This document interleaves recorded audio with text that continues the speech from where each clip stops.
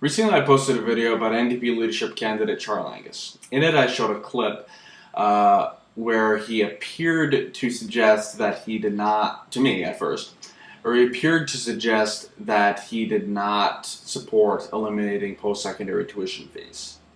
Now, the original video's title was Charles Angus opposes free tuition, as if that was a fact, as if that was some kind of statement or policy he'd just come up with.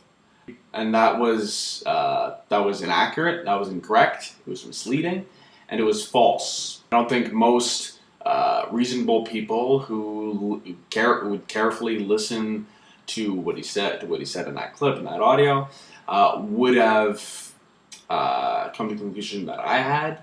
And I think if I had maybe listened a bit more carefully, paid a bit more attention, I don't think I would have made that title, or maybe even made the video in the first place.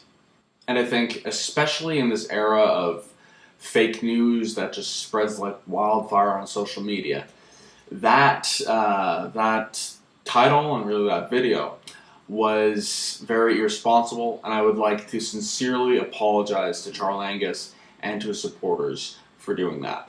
In the clip, Charles Angus said that there were basically two main wings of the NDP, the aspirational and the pragmatic. And he characterized the aspirational as the candidates in the race pushing big ideas like a basic income and free post-secondary education. There's two, I guess, wings in the NDP. There's the aspirational and there's the pragmatic. So some of my colleagues are coming up with promises of free tuition, universal income for everyone. They're all really interesting and good issues to discuss. For me, I'm very much interested in what's pragmatic. So I initially interpreted this as him saying that meaning that the idea of free post-secondary education, of eliminating tuition fees, was not pragmatic, which would be implying that he did not support it. After seeing his own comments on social media, and the comments and reaction of his supporters, I can see now that that's clearly not what he meant. So I think what he really meant was that not about what he was talking about. It wasn't really about the merits of the idea of free post-secondary education, or eliminating tuition fees. I think what he was talking about was how do you properly implement it, especially at a federal level, when the jurisdiction for education rests with the provinces. So achieving free tuition and eliminating tuition fees will be an incredibly difficult. It's going to be incredibly difficult. It's going to be very complicated, and it's probably going to take a pretty long time with negotiating with the provinces and working through some kind of national framework to eliminate tuition fees.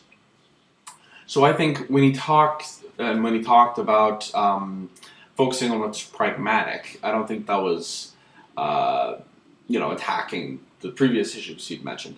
I think he means he wants to focus on these sort of easier and concrete solutions to the problems that people have in their lives, and that. Another thing, problem with that previous video, I did not show the other half of what he said. I think that was fair criticism. Where he talked about what he does want to focus on, where he does want to about tackling the economic and environmental crisis that we have in this country and really around the world. Working on Indigenous equality and reconciliation.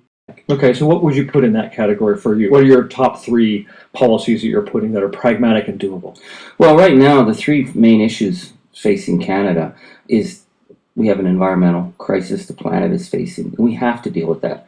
But you don't get environmental justice without economic justice. We need a plan to deal with the growing insecurity regionally, the crisis and certainly the job losses in Alberta, But definitely, we have a generation of people who are on contract work who are burdened down with student debt. So the economic insecurity, I hear that every place I go in the country. You mentioned in one of your... sorry. The third one, thing. yeah, The sorry. third thing, and I can't, is Indigenous justice. These are the three. These are. It's not just to me. It's not. These are just the issues for the NDP.